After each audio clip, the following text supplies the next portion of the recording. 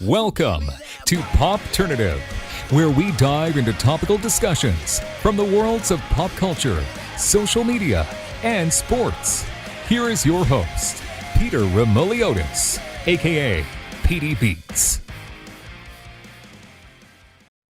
Hello and welcome to Popternative. This is the podcast and talk show where we have digital discussions, the worlds of TV, film, music, news, pop culture, lifestyle, sports, everything really depending on the guest. We talk about it all. As always, I'm your host, Remoliotis. On social media, you know me as PD Beats. And my guest is a recording artist, just released a new fresh single for Stop with an exclamation point. I think we have to say stop rather than stop.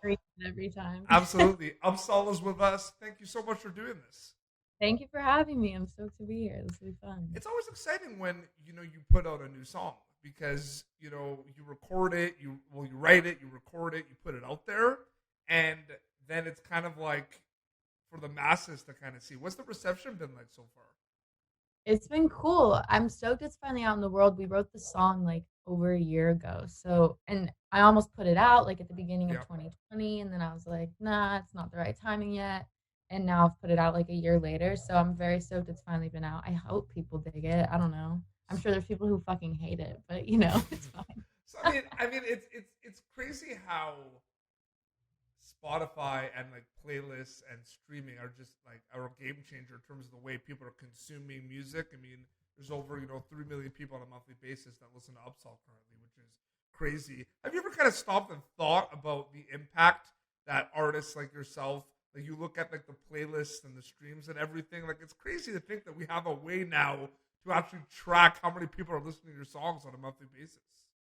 Right? Yeah, it is trippy. I feel like it's so easy to get way too deep into the numbers and like get inside your own head. So I try to stay away from it. But yeah, like some days when I'll look and be like, oh, there's 3 million monthly listeners on Spotify, like that's 3 million people. Like I just forget how many people that is. And it's definitely like very exciting as a new artist to have that amount of people listening to your shit all the time. Absolutely. Yeah. So yeah, like we said at the beginning, new song. I feel like I always have to say it. Stop.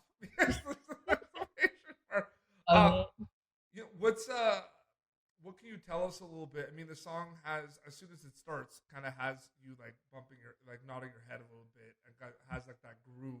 What's the kind of story with this song, Upsahl? Yeah, I mean, we were in a writing camp.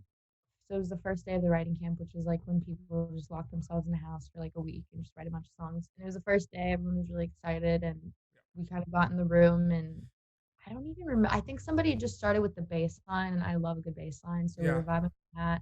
And then my co-writer Asia Whitaker, she's amazing. She said something about like, well, what if the song was called like "My Heart's Gonna Be So Fast That It Might Stop"? And then I think I started singing that like chromatic falling melody thing because I'm obsessed with chromatic melodies. And then we just kind of like made the song from there. And it's just about like literally being so into somebody that you feel like your heart's gonna stop. You're so hyped to just be around them. It's a little bit of like a booty call anthem, it's for all those little moments. So yeah, I'm stoked it's out. We're in an era of music where I find there's a lot, like when people listen to an Upsahl song, I find there's a lot of kind of sounds going on. I feel like we are kind of in an interesting time for music right now where we're bending genres and certain artists are not just one genre anymore. They're kind of like not staying in that kind of box of like the pop genre or the R&B or like the hip hop. They're kind of combining everything. As an artist that's kind of in that category a little bit where you're testing out a lot of different sounds, a lot of different styles. What do you think about that landscape of the genre bending music that's out there right now? I'm just like thankful to be creating music during a time like this where you have artists who have like paved the way for new artists like me to bend the fuck out of genres. It's really exciting. I grew up listening to like Gwen Stefani and Outkast and like Weezer, which are all very different genres, and I feel like my music is kind of a mixture of those things. So it's been cool to not really have to worry about fitting into a certain box. Like the stuff that's played on pop radio could also be played on alt radio. Like I feel like it's all over the place, and so it's like a really exciting time to make music for sure. But it's interesting too because it's like some songs by Upsahl as an artist have a little bit of that, even though it's not there. There is that alternative kind of, even like there's rock vibes a little bit to some of your songs as well, and I feel that's important that you're kind of able to throw everything in there. It's really exciting. Yeah, it's cool. My dad also was in like punk bands growing up, so I feel like my little like rock punk element like kind of naturally comes from that, which So is fun. did you go to any Warp tours growing up? No, I was too young, I feel like Yeah. for Warped Tours ended like when I was like in high school. I like never got to do it. I feel pretty It's always interesting too though to see like you talk to some people and some people went to like Warp Tour at a young age. I only started really going when I was like 17 or 18, but like some people are like my first Warp Tour was when I was 13. My parents brought me. I'm like, whoa, like that's like funny. If your parents bring you to Warped Tour, like you have cool parents. That's that. pretty rad. It's pretty crazy. Another trend I'm noticing in music, I was about to say pop music, but that would kind of take away the whole thing we're talking about. Everything you But love it. in music, there's a lot of collaborations. You recently did a collaboration with Mike Shinoda, which was Mm. really, really cool.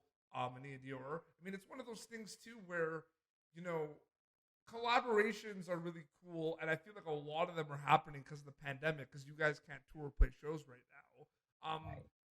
How exciting is it when you have this idea to collab with someone like Mike and Ian, and then it actually kind of happens? Because there's It's two kind different of things. You want to do it, and then you actually do it. That's the thing. It's like we're I feel like we're so trained in this industry of in this game of like what actually is gonna get released. Like to just expect the worst and then you'll be pleasantly surprised. And I mean, yeah, with the Mike and Ian song, I never thought I was gonna even like be on the track. Like I was just wrote it on Zoom with Mike and Pete Nappy and Samantha Ronson, and we were just kind of writing for more for like Pete and Sam's band, Ocean Park Standoff, and Mike to feature. Like that was the initial thing, and then but just because like I had a mic during the session, I just cut the vocal on the chorus, and we were like, cool, like whatever. And then like a week before the song came out, a week or two before the song came out, Mike was like, actually, like, you should stay on the chorus. Like, can you cut some real vocals? And I was like, sure, but like, who knows? Like, maybe they'll find someone cooler to do it. And they didn't. So I lucked out. And I And get it to worked stay on the out. song. Yeah, I'm stoked. I'm a big fan of Mike and I'm a really big fan of Ian. So Oh, yeah, I'm happy to be a it's part of it. amazing. Another thing too, you know, music videos. I feel like there was that kind of narrative where no one really cared about music videos anymore. And I remember watching Green Day at the MTV Music Video Awards, and they were kind of like, keep playing music videos. Like I feel like music videos aren't a thing, and I always thought about that because I'm like, no, like from when I was a young age, like I mean, music videos always like seem to be consistent. Like people always put out music videos and everything. You continue to put out music videos. Your music videos are very colorful, and there's a lot kind of going on in some of them as well. What do you kind of also think about? You talked about the landscape of collabs and streaming music videos. I mean, you've done a lot of them. What do you think about music videos? They never really went anywhere. I live for me. We're actually shooting the Happy Endings video tomorrow, actually, which is funny you bring it up. But like, yeah, music videos are like honestly one of my favorite parts about making music. I feel like it's so exciting to put visuals to a song. I feel like it elevates the song and gives it a new life. Like, I'm obsessed with music videos. And I like to be like involved on the directing side and like especially in the past year during COVID, I've gotten to get a little bit more DIY with it, which has been really fun. Like all the majority of the music videos for my EP Young Life Crisis were filmed in my house here. So Oh like wow. it was really fun. It's been fun to like kind of dive in a bit deeper into music video land. But yeah, I feel you. It's like weird. I feel like there's certain types of people that like live for music videos and then other people like don't care. Like when I'm hanging out with my family, instead of watching TV, we all go in circles and like pick music videos and just like watch music videos because it's so fun. Absolutely. I feel like my family did that, but you know what my family's doing right now? We'll just put on YouTube those fail army videos, you know, those fail compilations. Yes, that's the thing. We're reaching a point of like we've been in quarantine for so long. Like it's But just a there's bit of also so many rabbit hole. movies and TV shows out there too. Like I'm doing all these interviews and I'm getting all these emails and there's just so much content. Like you kind of can't get there's not enough. Like there's too much content. Like there's enough to watch. Trust me. It's hard to pick. Yeah, I feel you for What sure. have you been watching lately? Anything cool?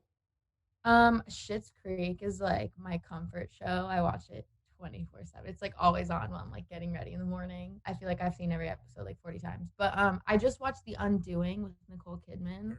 10 out of 10. Very good. But yeah, I don't know. I just kind of like scroll through and see what pops up. Now I do have to ask, 'cause we're having a good time. We're winding on this interview right now. But are you a fan of? Is Taylor Upsahl a fan of the dad jokes? Do you appreciate the good dad joke?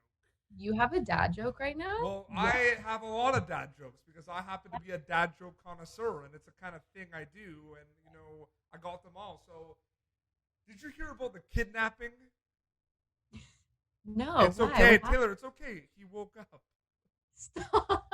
That's good. I was gonna tell you one Yeah. about. I was gonna tell you about one about construction, but I'm still working on it. So I guess I'm gonna tell you. What did the drummer name her 3 daughters? What did she name her 3 daughters? Anna 1, Anna 2, Anna Stop. 1, 2, 3, 4. Wait, these are incredible. You need a book. You need a dad joke. I have a book. calendar. Great, It's funny. okay. I actually have the calendar right here. Let's see if there's another one I could. This is what My I've never- dad has that. My dad literally has that on his office desk. That's so funny. Some of them are not very good, and I'm afraid that I'm just gonna read one off the cuff that aren't good. So I'm just Gotta gonna. make I'll sure. leave you with an older one too. Why shouldn't you trust stairs? Why? They're always up to something. Incredible. I know there's so 10 many. out of 10. I know there's so many of them. No, but it's funny because you do like artists like yourself and a lot of people on TV shows. Like you do a lot of interviews, so like, and I know like a lot of like the same questions, talk about the new single and everything. So I was like, yeah, I'm gonna ask those questions because that's what we're talking about. But I'm like, what can I do that they maybe haven't heard? Because they're doing a lot of interviews. So I did dad jokes to the cast. I did dad jokes to the cast of Outer Banks last year when it came out on Netflix, and they like lost their minds. So that was kind of like, I gotta bring these out more. That's amazing. No, that's great. People probably love that. That was 10 out of 10. No, It was great. absolutely. Before we wrap up here, I mean, obviously you want people to repeat, to listen to it or repeat and enjoy it. What are you specifically hoping people get when they listen to an Upsahl song? I think the biggest thing I try to do, and I hope people feel when they listen to my music, is just feel like badass and feel empowered and feel like a bad bitch. That's the main goal. Oh. You had that answer like ready to go. Sometimes like people are like, ooh, I have to think about this a bunch. You had that ready. You need to feel badass. Yeah, That is exactly. well done. Upsahl, thank you so much for taking the time and coming on Popternative. I really enjoyed chatting with you. Thank you for having me. This is so fun. So Stop is out right now. I don't know. I keep like stop. That's always what I'm gonna think of. So yeah, Stop is out right now. They can listen to all your other songs, watch your music videos. Where can they follow you on social media to keep update with everything? It's just Upsahl music on everything. Yeah. Amazing. Well, seriously, thank you so much, and congrats with the new single. It's excellent. I really like it. Thank you. Appreciate you. We'll see you soon. Yeah. Well, this has been Popternative. You.com/Popternative for previous episodes. Until next time, this is Upsahl and PD Beats signing off. Thank you for tuning in to Popternative. Make sure to check out our past episodes of Popternative on YouTube. Be sure to like Popternative on Facebook and follow us on Twitter. This has been an Autograph Communications production.